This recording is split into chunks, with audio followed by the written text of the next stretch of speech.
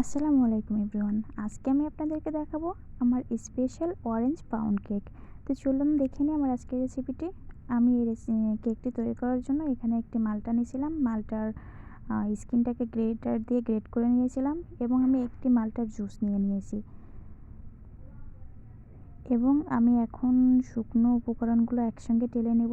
তো আমি এখানে একটা চালনি নিয়ে নিয়েছি উপকরণগুলো টেলে নেওয়ার জন্য। তো দিয়ে দিয়েছি 1.5 কাপ ময়দা এবং আমি দিয়েছি 1 টিস্পুন বেকিং পাউডার এবং দিয়েছি 1 চিমটি বেকিং সোডা, সাথে দিয়েছি 1 চিমটি লবণ। সবগুলো শুকনো শুকনো উপকরণ আমি একসঙ্গে এখন টেলে নেব। দেখুন আমার শুকনো উপকরণগুলো টেলে নেওয়া হয়ে গিয়েছে। অন্যদিকে আমি রুম টেম্পারেচারে 3টা ডিম নিয়ে নিয়েছি এবং সাথে দিয়ে দিয়েছি 1/2 কাপ চিনি। চিনিটা অবশ্যই আপনারা আপনাদের যে যেমন মিষ্টি পছন্দ করেন সেরকমই দিবেন। তো দেখুন আমি এখন একটা ইলেকট্রিক বিটার নিয়েছি।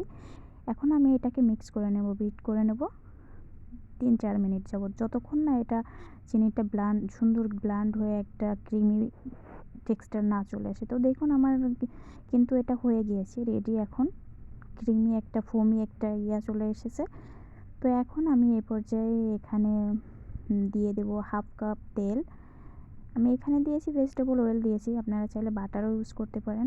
তো দিয়ে আমি হালকা করে জাস্ট এটা একটু মিক্স করে নেব, একবারে হালকা করে 10 সেকেন্ড মতো, খুব বেশি না, 10 সেকেন্ড মতো এটাকে আবার একটু বিট করে নিতে হবে। তো দেখুন আমি আমার এটা বিট করা হয়ে গেছে।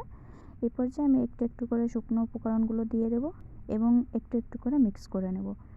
তো দেখুন আমি আমার শুকনো উপকরণগুলো এখন ব্যাটারের ভিতরে দিয়ে দিচ্ছি এবং একটু করে মিক্স করে নিচ্ছি এবং দিয়ে দিচ্ছি আমি যে গ্রেট করে রেখেছিলাম মালটার স্কিন, সেটাও আমি এখন দিয়ে দিলাম 1 টেবিল স্পুন মতো।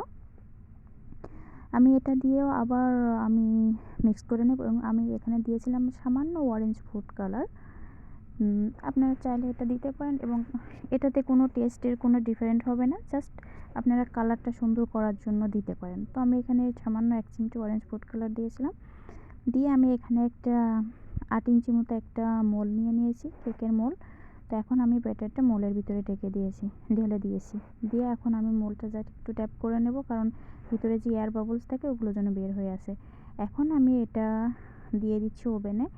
দিয়ে আমার ওভেনটা 70 ডিগ্রিতে ছিল। ওভেনে দেওয়ার পরে আমি 25 মিনিট পরে ফিরে এসে দেখেন আমার কেকটা এমন ছিল। তারপরে আমি আবারও একটু রেখে দিয়েছিলাম, যেহেতু কমপ্লিট হয়েছিল না। পরে আবার আমি 5 মিনিট মতো রেখে দিয়েছিলাম। সব মিলিয়ে আমার 30 মিনিট মতো সময় লেগেছিল কেকটা বানাইতে। তো দেখুন এই পর্যায়ে মাশাআল্লাহ আমার কেকটা হয়ে গেছে। আপনাদের একটু কেকটা কেটে দেখাই। দেখুন মাশাআল্লাহ আমার অরেঞ্জ কেকটা কিন্তু এখন পারফেক্ট হয়ে গিয়েছে। তো আজ এখানেই, আপনারা সবাই ভালো থাকেন। আল্লাহ হাফেজ।